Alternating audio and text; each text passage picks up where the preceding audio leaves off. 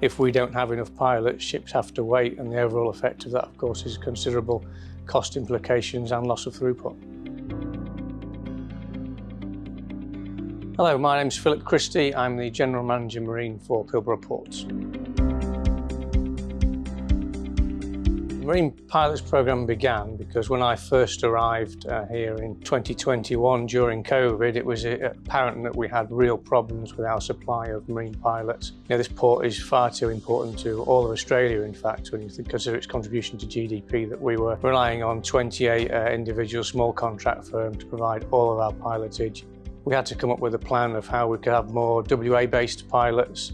So we directly recruited some of our own pilots. Our intention was to build a senior team so that we could then create a training program, set our own standards and competency assessment, so that if anyone came to be a pilot here, we would ensure they met our training standards, which is able to be adapted for the individual's experience. So if we bring a highly experienced pilot to the port, we don't need to teach them ship handling, for instance. They know that.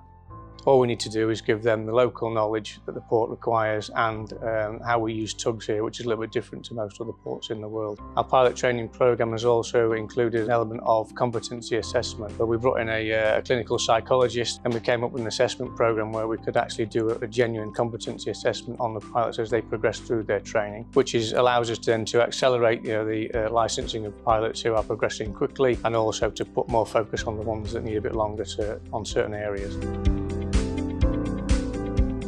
A lot of technology on ships is pretty old-fashioned, to be honest. You look at a modern bridge and you'll find a lot of them, particularly the bulk carriers, haven't really changed much in the last 30, 40 years, but some of the technology that they use has. For instance, your aids to navigation, radars, electronic sharks, etc., they're all a lot more accurate than they used to be. But one of the main areas where technology improved a lot is in actual ship simulators themselves. Their accuracy has improved greatly, and as has the hydrodynamic modelling that goes with it. So we can model currents and tides, for instance, that you actually experience in the harbour, try and get them as close to real life as possible, so when the pilots are training on those, it's more realistic. And as part of that programme, we actually introduced our own simulator here in Port Hedland, and that runs the same programme as the ones that we use in Fremantle and elsewhere in the country. One of the things that we realised early on was that there was not enough focus on emergency training. Our emergency training has actually increased threefold from what was previously supplied by our contractors, and it sounds a bit mean, but we like to surprise our pilots when we take them for emergency sims. So rather than going into a simulator scenario and explaining what's going to happen, we actually surprise them with fail engines, rudders, etc. at different places in the channel, in the harbour. It's meant to surprise them, it's meant to make it more of a real life scenario, because you don't know when things are going to go wrong, to try and give them the best tools possible to save a ship should a situation occur. I would say one of the challenges that we face, in fact the entire industry faces, is the future supply of qualified mariners to come into industry, particularly in Australia, because there aren't many Australian ships, there aren't many Australian seafarers. Traditionally, most pilots have got to have been recruited from former master mariners, captains, but that supply of those is much reduced as well. We're able to actually train pilots with different qualifications and different backgrounds, and tailor our training plan to those individual experiences as well. So for instance, we've got some chief officers that are training as pilots. We've done an independent gap analysis on what that means in terms of the differences in their qualifications to them being a pilot, because being a captain of a ship isn't the same as being a pilot. They're totally different jobs, but it's just that maritime background and knowledge that's really useful to you as a pilot. So we've got to find ways of filling that in.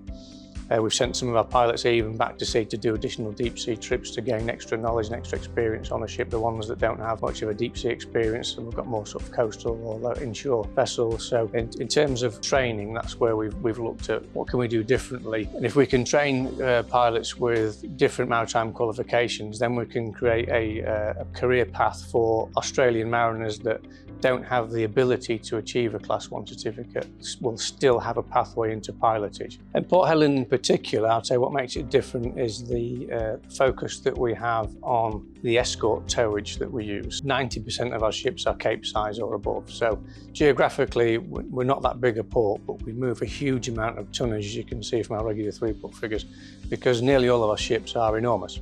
They all require a lot of tugs, and we've honed in particular how we use tugs here to escort those ships. The big vessels, they all need tugs to move them around the harbour to get on and off berths. But with us having the channel, there's one way in and out of the port, it's a single direction.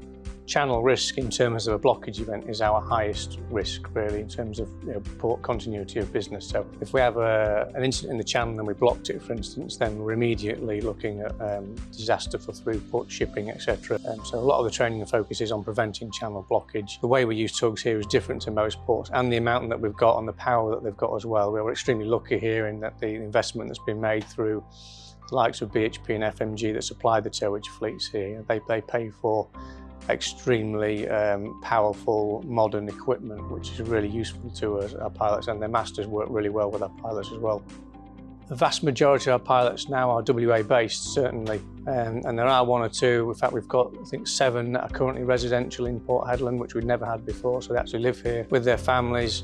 Our contractors that we used previously always told us that they couldn't get pilots to live in Western Australia. It just wasn't achievable. We've proved that's not the case. If you put the right package on the table, if you commit to training and looking after your staff properly, then WA is a great place to live. And I think lots of pilots have discovered that now they've come to work with us. We've now got a much more sustainable, secure supply of pilots for the port. So there isn't a situation I can envisage where shipping doesn't move here because we can't provide pilots. As I said, this port is incredibly important, not just to Western Australia, but to all of Australia. Shipping cannot stop here. It must continue. Its contribution to state and country is enormous. So it's our job to make sure that we keep it running safely and efficiently. And with what we're doing with the additional pilotage cohort, we've just improved that resilience overall.